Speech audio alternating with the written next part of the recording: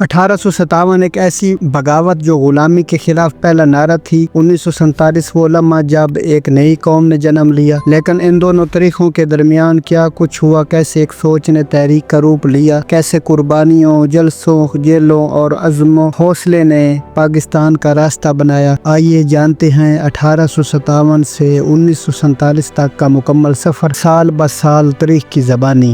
History of Pakistan. 1857 میں برصغیر کی پہلی جنگ آزادی میرٹھ سے شروع ہوئی، جو تیزی سے دلی، کانپور، لکھنؤ اور دیگر شہروں تک پھیل گئی۔ باغیوں نے مغل بادشاہ بہادر شاہ ظفر کو دوبارہ تخت پر بٹھایا، انگریزوں کے خلاف بغاوت کی۔ انگریزوں نے اس تحریک کو بری طرح کچل دیا، ہزاروں لوگوں کو قتل کر دیا گیا۔ مسلمانوں کو اس بغاوت کا مرکزی محرک قرار دیا گیا، ان کی جائیدادیں ضبط کی گئیں اور انہیں ملازمتوں اور تعلیمی اداروں سے باہر کر دیا گیا۔ اس واقعے کے بعد مسلمانوں پر بد اعتمادی کی فضا پیدا ہوئی، جس نے طویل عرصے تک ان کی ترقی کی راہ میں رکاوٹ ڈالی۔ 1858 جنگ آزادی کی ناکامی کے بعد ایسٹ انڈیا کمپنی کا خاتمہ کر دیا گیا۔ حکومت براہ راست برطانوی تاج کے تحت آ گئی۔ حکومت ہند ایکٹ 1858 کے ذریعے ہندوستان کی تمام تر اختیارات ملکہ وکٹوریہ کو دے دیے گئے۔ اعلان کیا گیا کہ تمام مذاہب کے لوگوں کو آزادی دی جائے گی، لیکن مسلمانوں کو مشکوک نگاہوں سے دیکھا جانے لگا۔ انگریز افسران نے مسلمانوں کو سرکاری ملازمتوں میں شامل نہ کرنے کی پالیسی اپنائی۔ اس وقت مسلمانوں میں احساس محرومی بڑھنے لگا۔ 1860 کی دہائی میں برطانوی حکومت میں ملک میں ریلوے، ڈاک اور ٹیلی گراف کا نظام متعارف کروایا۔ تعلیمی ادارے قائم ہوئے جن میں انگریزی زبان اور مغربی علوم کو فروغ ملا۔ ہندو برادری نے انگریزی تعلیم حاصل کر کے ترقی کی، لیکن مسلمان جدید تعلیم سے دور رہے۔ ان کے درمیان انگریزوں کے خلاف نفرت زیادہ تھی، جس کی وجہ سے وہ سرکاری اداروں میں حصہ لینے سے کتراتے رہے۔ مسلمانوں کی تعلیمی اور معاشی پسماندگی واضح ہوتی گئی۔ 1871 برطانوی حکومت نے کرمنل ٹرائبز ایکٹ نافذ کیا، جس کے تحت کئی مسلمان قبائل کو مجرمانہ فطرت کا حامل قرار دیا گیا۔ اس قانون نے مسلمانوں کو معاشرے میں مزید تنہا کر دیا اور ان کی ساکھ کو نقصان پہنچایا۔ انگریزوں کی طرف سے مسلمانوں پر شک کی نگاہ مزید گہری ہو گئی اور اس دور میں مسلمانوں کو منظم طریقے سے ترقی کے موقع سے دور رکھا گیا۔ 1875 سر سید احمد خان نے مسلمانوں کی تعلیمی پسماندگی کو دیکھتے ہوئے علی گڑھ میں محمدن اینگلو اورینٹل کالج قائم کیا۔ یہ ادارہ بعد میں علی گڑھ مسلم یونیورسٹی کہلایا۔ ان کا مقصد مسلمانوں کو انگریزی تعلیم سے راستہ کر کے سرکاری اداروں میں فعال بنانا تھا۔ انہوں نے مسلمانوں کو جدید سائنس اور منطق کی طرف راغب کیا۔ سر سید نے زور دیا مسلمان وقت کے تقاضوں کے مطابق خود کو ڈالے اور ان کی کوششوں نے مسلم تعلیمی بیداری کی بنیاد رکھی۔ 1885 میں ہندو اور دیگر اقوام کے نمائندوں نے انڈین نیشنل کانگریس کی بنیاد رکھی، جس کا مقصد برطانوی حکومت سے سیاسی اصلاحات کا مطالبہ کرنا تھا، لیکن ابتدا ہی سے مسلمانوں نے کانگریس پر عدم اعتماد کا اظہار کیا، کیونکہ اس میں ہندو اکثریت تھی اور مسلمانوں کے مسائل کو نظر انداز کیا جاتا رہا۔ مسلمانوں کو خدشہ تھا کہ کانگریس ان کے مذہبی اور تہذیبی تشخص کو نقصان پہنچائے گی۔ 1887 سر سید احمد خان نے مسلمانوں کو کانگریس سے دور رہنے کی تلقین کی۔ انہوں نے واضح کیا کہ ہندو مسلمان دو الگ قومیں ہیں اور ان کے مفادات مختلف ہیں۔ کانگریس پر ان کا تنقیدی موقف مسلمانوں میں وسیع پیمانے پر قبول کیا گیا۔ سر سید کی قیادت نے مسلم علیحدگی کی بنیاد مضبوط کی۔ 1892 میں برطانوی حکومت نے انڈین کونسلز ایکٹ 1892 نافذ کیا، جس کے تحت ہندوستانیوں کو قانون ساز اداروں میں محدود نمائندگی دی گئی، لیکن یہ نمائندگی علامتی تھی اور اصل طاقت انگریز افسران کے پاس ہی رہی۔ مسلمانوں نے اس قانون کو ناکافی سمجھا اور اپنے سیاسی حقوق کے لیے آواز بلند کی۔ 1905 بنگال کو مذہبی بنیادوں پر تقسیم کیا گیا۔ مشرقی بنگال میں مسلمان اکثریت اور مغربی بنگال میں ہندو اکثریت تھی۔ مسلمانوں نے اس تقسیم کو خوش عین قرار دیا کیونکہ انہیں سیاسی اور تعلیمی خود مختاری ملی، تاہم ہندوؤں نے اسے شدید مخالفت کا نشانہ بنایا۔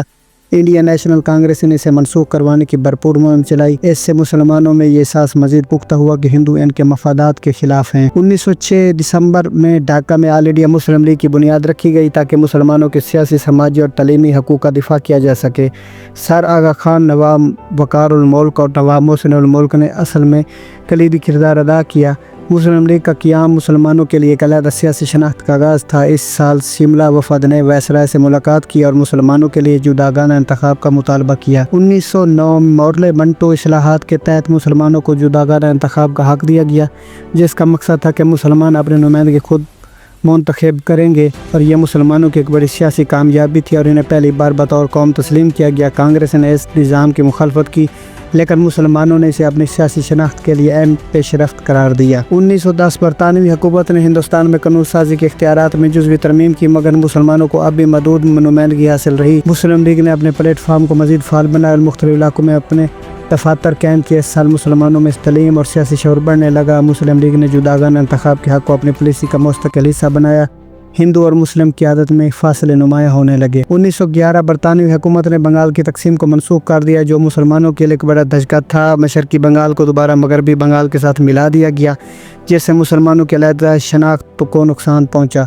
मुसलमानों में गम और गुस्सा फैल गया और इन्हें यह एहसास हुआ कि हिंदुओं की सियासी ताकत के आगे अंग्रेज झुक गए। इस साल दारुल हुकूमत कलकत्ता से दिल्ली मुंतकिल किया गया। मुसलमानों ने इस फैसले को अपनी सियासी जदोजहद के लिए नए अज़म में बदला। 1913 में मोहम्मद अली जिन्ना ने ऑल इंडिया मुस्लिम लीग में शमूलियत इख्तियार की। इन्होंने मुस्लिम लीग और कांग्रेस के दरमियान हम आहंगी की कोशिशों शुरू की। मोहम्मद अली जिन्ना मुसलमानों के लिए ऐनी जदोजहद पर यकीन रखते थे और इन्होंने मोतदिल सियासत को फ़रोग़ दिया और इनकी शमूलियत से मुस्लिम लीग को एक नई सीमत मिली। वो मुसलमानों के कौमी तशख़्ख़ुस के अलमबरदार बन गए। 1914 पहले जंग अजीम का आगाज़ हुआ, जिसमें हिंदुस्तान से लाखों सिपाहियों को बरतानवी फ़ौज के लिए भर्ती किया गया। मुसलमानों ने उम्मीद ज़ाहिर की कि जंग के बाद बरतानवी हुकूमत सियासी इस्लाहात देगी और दूसरी तरफ तुर्की खिलाफत पर हमले ने मुसलमानों में गम और गुस्सा पैदा किया।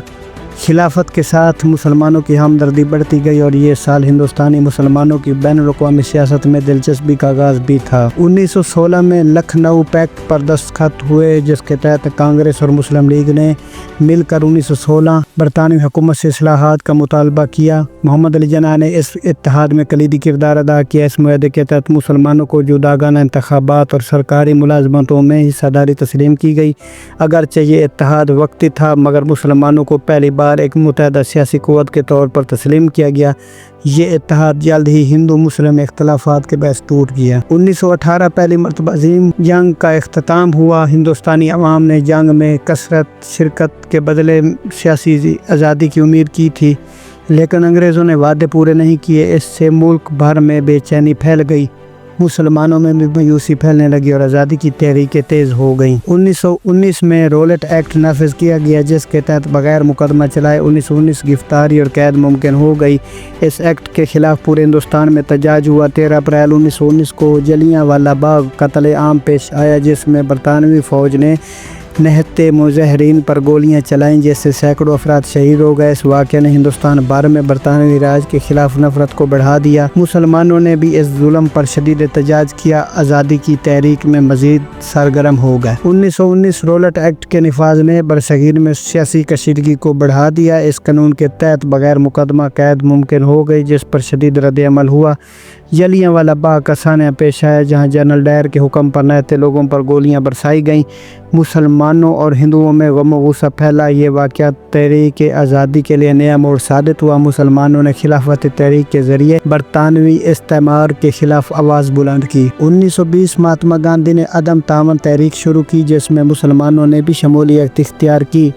खिलाफत तहरीक ज़ोरों पर थी। हिंदू मुस्लिम इत्तेहाद वक्ती तौर पर मजबूत हुआ। बरतानिया बरसगीर के नौजवान सियासी तौर पर मुतहरक होने लगे। अली बिरादरान इस तहरीक के मरकज़ी किरदार बने। मुसलमानों ने महसूस किया कि खिलाफत का दिफा इनकी दीनी जिम्मेदारी है। 1921 खिलाफत तहरीक ज़ोर पकड़ती रही, मगर बरतानवी हुकूमत ने इसे सख्ती से दबाया। हज़ारों अफराद गिरफ्तार हुए, जिसमें मौलाना मोहम्मद अली शौकत अली और दूसरे रहनुमा शामिल थे। हिजरत तहरीक शुरू हुई, जिसमें कई मुसलमान अफगानिस्तान की तरफ हिजरत कर गए। ताहम इस तहरीक को अमली नाकामी का सामना हुआ। मुसलमानों में सियासी शऊर मजीद बढ़ने लगा। 1922 चोरा चोरी वाक़े के बाद गांधी ने अदम तामन तहरीक ख़त्म कर दी। इसके बहस हिंदू मुस्लिम इत्तेहाद को शदीद धचका पहुँचा। मुसलमानों को एहसास हुआ कि इनके मजहबी और सियासी मफादात मुख्तलिफ हैं। खिलाफत तहरीक भी दम तोड़ने लगी। इस साल से मुसलमानों ने अलग शनाख्त के बारे में संजीदगी से सोचना शुरू कर दिया। 1923 बरसगीर में सियासी जमातें तंजीमें नौ कर रही थीं।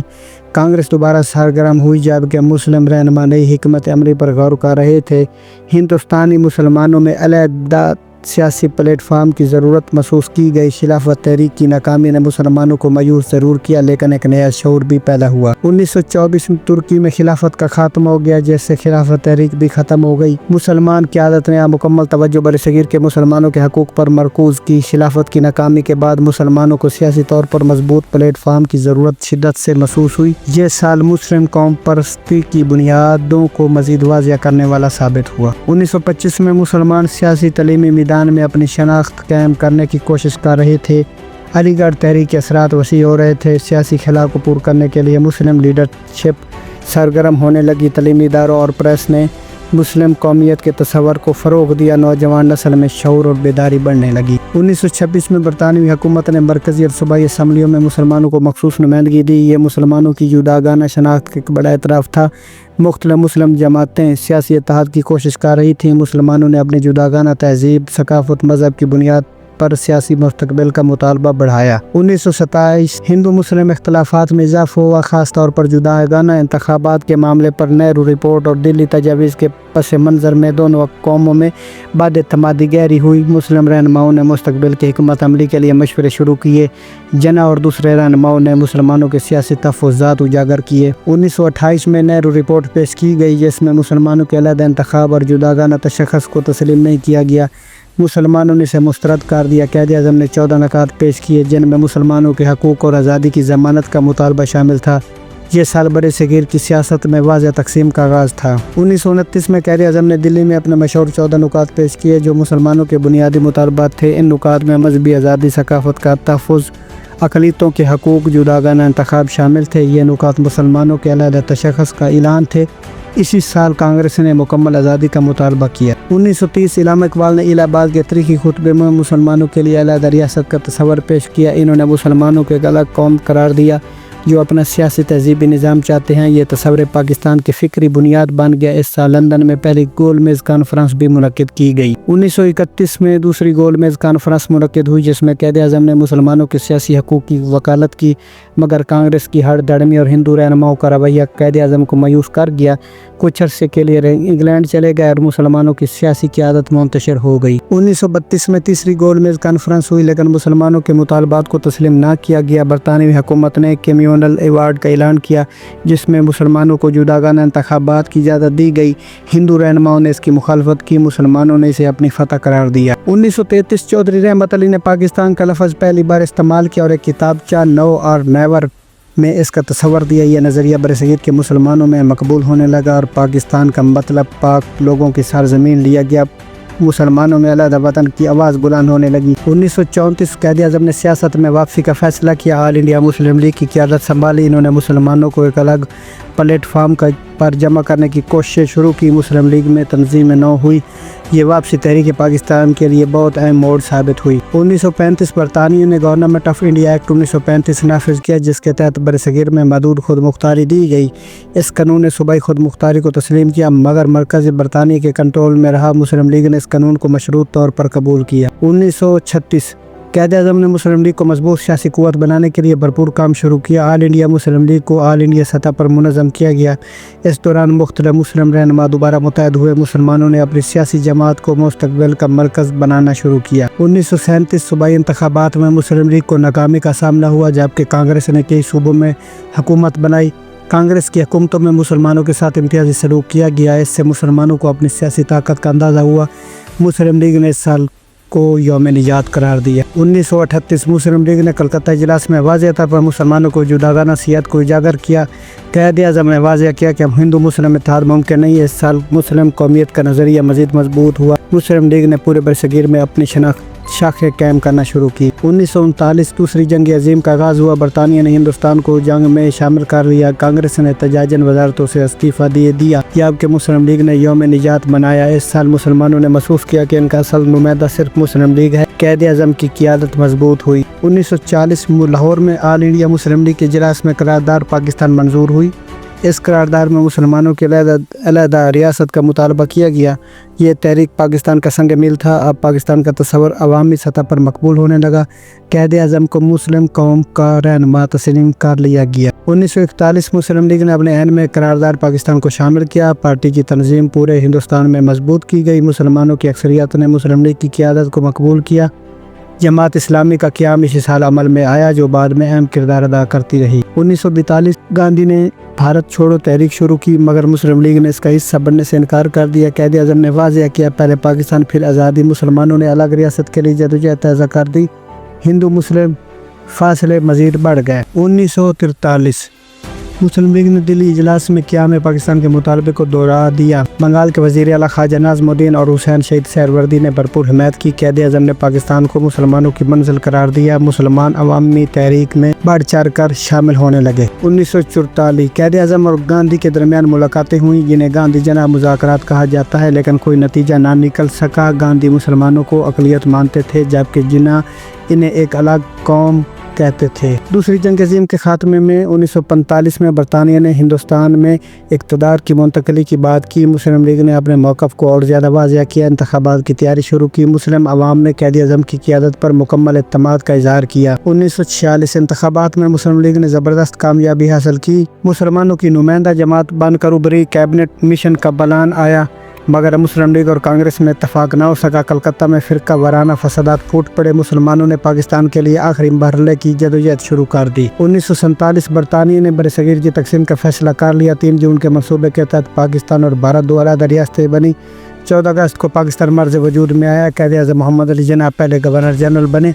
लाखों मुसलमानों ने हिजरत की और पाकिस्तान की बुनियाद कुर्बानियों से रखी गई। ये था पाकिस्तान की तारीख का वो सफ़र जो 1857 की बगावत से शुरू हुआ और 1947 की आज़ादी पर मुकम्मल हुआ। ये सिर्फ तारीख नहीं बल्कि कुर्बानियों, जदोजहद और ख्वाबों की वो दास्तान जिसने पाकिस्तान को जन्म दिया। अगर आपको ये वीडियो पसंद आई हो तो लाइक और सब्सक्राइब करना ना भूलें।